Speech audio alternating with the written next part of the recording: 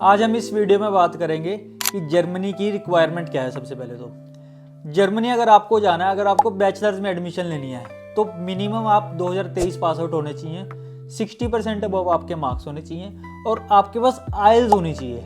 आइल्स में 6 not less than 5.5 in one module. अगर आपके पास ये प्रोफाइल है तो आप जर्मनी में अपनी एडमिशन ले सकते हो। अगर हम देखें कि यूनिवर्सिटी में कौन सी जाना चाहिए, अब जर्मनी में 2 टाइप की यूनिवर्सिटीज़ होती हैं, एक हमारी जर्मन लैंग्वेज वाली और एक नॉन जर्मन लैंग्वेज वाली। जो मेरी प्रेफरेंस ये रहती है कि बच्चों को जर्मन लैंग्वेज वाली यूनिवर्सिटी में जाना चाहिए। अब जर्मन में भी 2 टाइप की यूनिवर्सिटीज़ आती है, एक पब्लिक एक प्राइवेट। पब्लिक में थोड़ा बच्चों को एडमिशन मिलना मुश्किल हो जाता है, तो मेरी प्रेफरेंस ये रहती है कि आप प्राइवेट में जाओ। प्राइवेट में हम बहुत सी अच्छी यूनिवर्सिटीज़ हैं हमारे पास, जिसमें आप अपना एडमिशन ले सकते हो। उसकी रिक्वायरमेंट मैंने आपको बता दी है बैचलर्स की। उसका प्रोसेस आपको बता देता हूँ। देखो, जो जर्मन डिग्री में हम बच्चों को भेजते हैं, जर्मन डिग्री की जो हमारी अपॉइंटमेंट है वो VFS की बच्चों को मिलती है और वहाँ पे कोई इंटरव्यू नहीं होता। जो बच्चों को हम नॉन जर्मन डिग्री में भेजते हैं, नॉन जर्मन डिग्री सीधा एम्बेसी में फाइल लॉज होती है और वहाँ पे 100% आपका एम्बेसी की तरफ से इंटरव्यू होगा। तो एम्बेसी के इंटरव्यू से बचने के लिए नॉन जर्मन हमारे लिए अच्छी नहीं है, जर्मन डिग्री हमारे लिए बेस्ट है क्योंकि उसकी फाइल VFS में सबमिट होती है।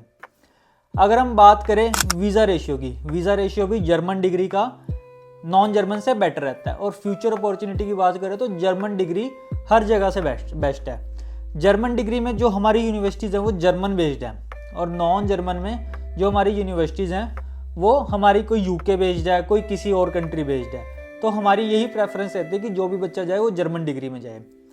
अब रही बात वीज़ा की, इंटरव्यू की, देखो अगर कोई बच्चा बैचलर्स के लिए जा रहा है तो एज़ पर रिक्वायरमेंट जो वहाँ पे एडमिशन की रिक्वायरमेंट है वो वहाँ पे बच्चों के 13 साल की स्टडी मांगती है।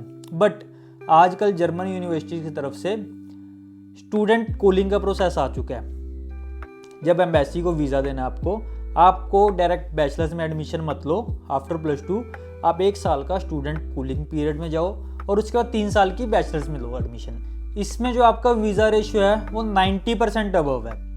अब जर्मनी में वीज़ा लेने के लिए हमें एक ब्लॉक अकाउंट की नीड भी होती है। ब्लॉक अकाउंट का जो अमाउंट है वो 12,300 यूरो के नज़दीक में है और जो ट्यूशन फीस आती है बच्चों की वो 9,000 से लेकर 10,000 यूरो तक में आती है। तो ये तो एक्सपेंस हो गया जर्मनी का बैचलर्स में अगर जाना है। अगर आपको मास्टर्स में जाना है तो मास्टर्स में जाने के लिए आपका एजुकेशन के बाद कम से कम भी 1 साल का आपके पास वर्क एक्सपीरियंस होना चाहिए। 1 साल मतलब 365 डेज एग्जैक्ट।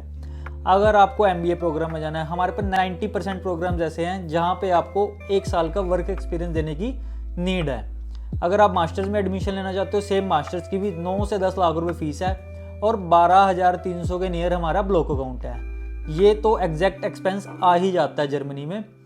अगर हम वीज़ा रेशियो की बात करें, मास्टर्स में अगर कोई बच्चा जा रहा है एडमिशन के लिए तो ऑलमोस्ट 100% का वीज़ा सक्सेस रेट है मास्टर्स में जर्मनी में। तो ओवरऑल अगर हम जर्मनी की बात करें, जर्मनी एक बहुत अच्छी कंट्री है। कनाडा से जब से बच्चे रिफ्यूज़ होने लगे हैं, जर्मनी की डिमांड मार्केट में बढ़ती जा रही है। प्रोसेस मैंने आपको बताया, मैंने आपको रिक्वायरमेंट बता दी है, यूनिवर्सिटीज़ का बता दिया और जर्मन और नॉन जर्मन डिग्री में डिफरेंस बता दिया।